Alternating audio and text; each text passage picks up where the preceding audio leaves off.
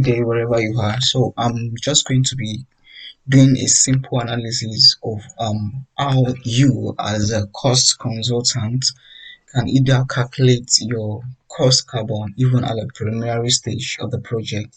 So I'm going to be using one click LCA. So currently I'm running my summer school with one click LCA. So I'm just going to be showing us how I can do that within just few minutes. So the first thing to do is to come to create a design. So when you create a design, so my goal here is to have a comparison for two or more trade projects to understand the carbon emissions that is going to be emitted using these design concepts. I already have my data down, not my cost data, my data down. For example, okay, I'm going to be doing 650 square meters buildings to 450 square meters. I already have those things down here with me. I just want to do the carbon comparison between both to for me to have a rough idea. So I'm going to be looking at a like an educational building. So I'm going to be naming it as Prospects Building, Prospect School,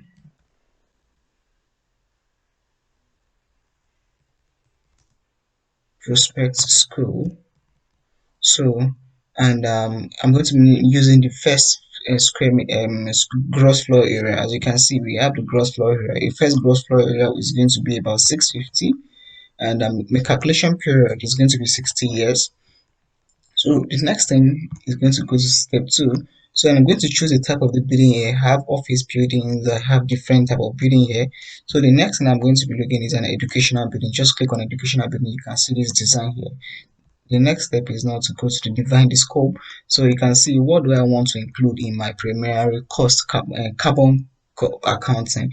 I'm going to be including my foundation, ground floor, slab, and everything. And what number of floors am I looking at? The first buildings I'm looking at. Let me have a 4 floor buildings.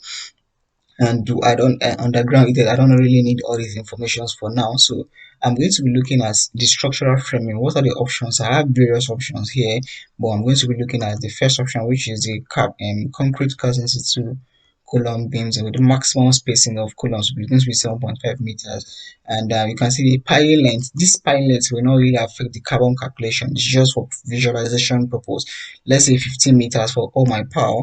So the next thing is to go to um now, when I click on next, I can see my visualization now, and I can see how my educational building is going to look like. This is automatically calculated. You don't need to bother yourself about it. So you can see my building height is automatically calculated, and every other information is calculated. But if there is a need for you to change any information, so you can come here and change. For example, I don't want my floor thickness to be 300, to be 300. I want it to be 150. You can see the building is changing, the design is changing on the building. So let's say 150, and this is my envelope. And when we talk about envelope, you can see it says this is defined to be a typical envelope or the thickness, which is talking about what is going to use to cover the buildings. And we can use the thickness that is going to be, let's say, 225, let's say 0.23. Yeah, so 0.23. You can always change any information you don't really need here. So that is easy like that, and you can see your buildings. You can make your feel understanding of your models and the likes. So the next thing is to calculate our areas. So when you calculate your areas, your foundation area is calculated automatically. You have your floor slab, you have your columns, you have your shear walls, any informations there. If you don't need anything, you put zero there. If you need something, you just can just do a calculation and you have it. So the next thing now is for me to submit. So once submit, it will take a little period of time depending on how fast your internet connection.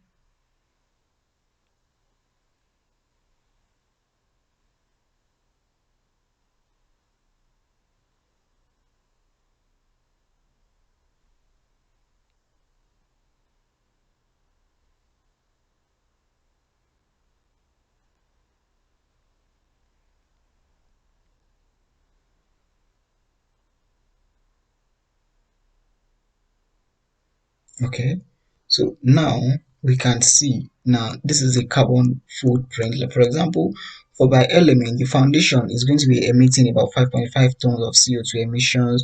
The ground floor slab is going to about 25 tons on CO2 emission. So the highest let's say the highest carbon emission element here is the HVAC, and we can see the HVAC about 37 tons CO2, while this floor slab is about 34 tons CO2.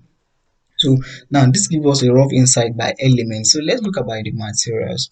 So by the materials now, I can see the HVAC, which is the highest here, which is the HVAC components by the different material, not just by element. So the element that is emitting the low energy consumption is about the plastic membrane on the building, so which is about 0.53 tons of CO2. So let's say by classification, once check by classifications, we can see by classifications is foundations,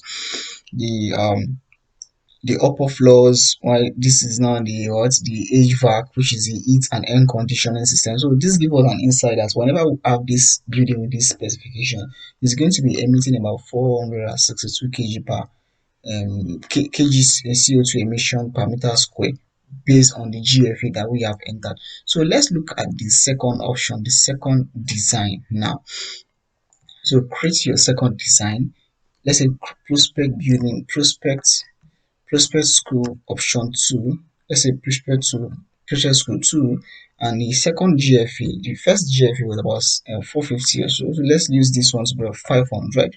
So our calculation period is going to be 60 years as well. So just follow the next process, and educational building, you come to next, you leave everything as it is. How many floors are you looking at? Like let's say you have your second options, you have about uh, three floors this time around. Okay, so leave everything as is. Okay, let's say our power is 15 meters depth as we have agreed. So the next thing, you leave everything as it is. So this is your second building options, and you leave everything. Okay, let's say you want to change, you can change any figure here depending on your specifications that you have, your preliminary for your preliminary calculation. So the next thing now is to come to submit. So this will take time as well.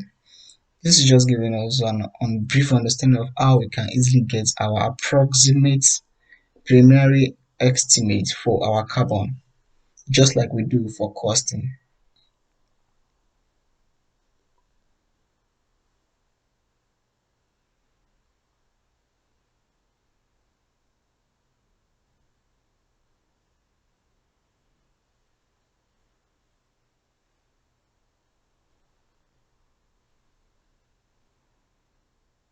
Okay, so we have our two informations now. So yeah, you can see from this information here, which is showing for the option 2, is showing that the highest element which emits CO2 here is the external walls.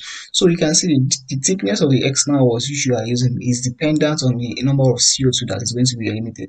And you can see for this particular one we have about 597, and for this we have about 462. So let's say our baseline, like our budget, let's say our budget, we are making these first options as our budget. So this is saying that this is option 2 is saying that this is 29% higher than the baseline. So let's look at another options just to have an insight.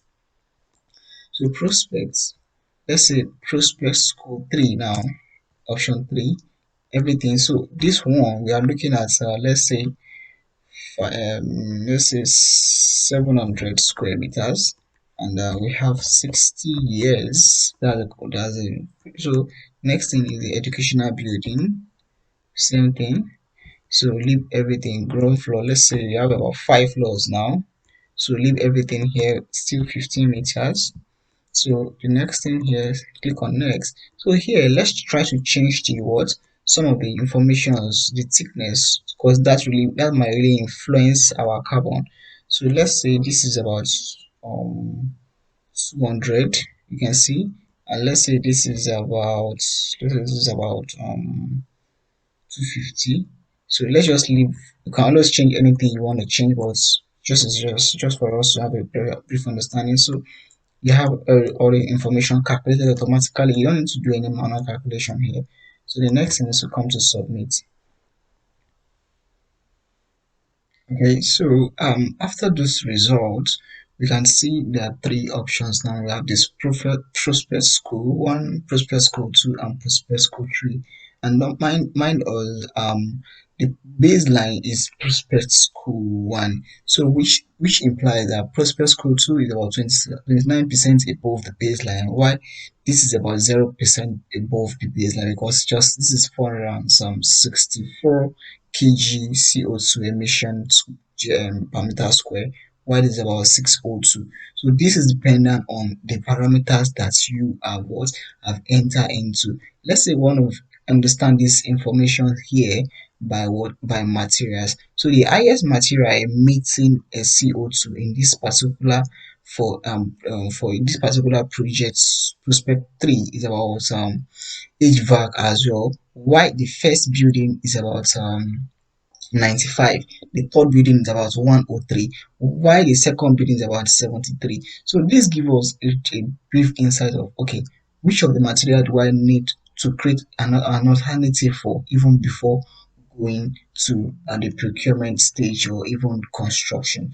So invariably, this is very important for us as a young and aspiring cost consultant that is interested in carbon calculation. So give us a rough estimate of what and what we need to put in place before we do anything.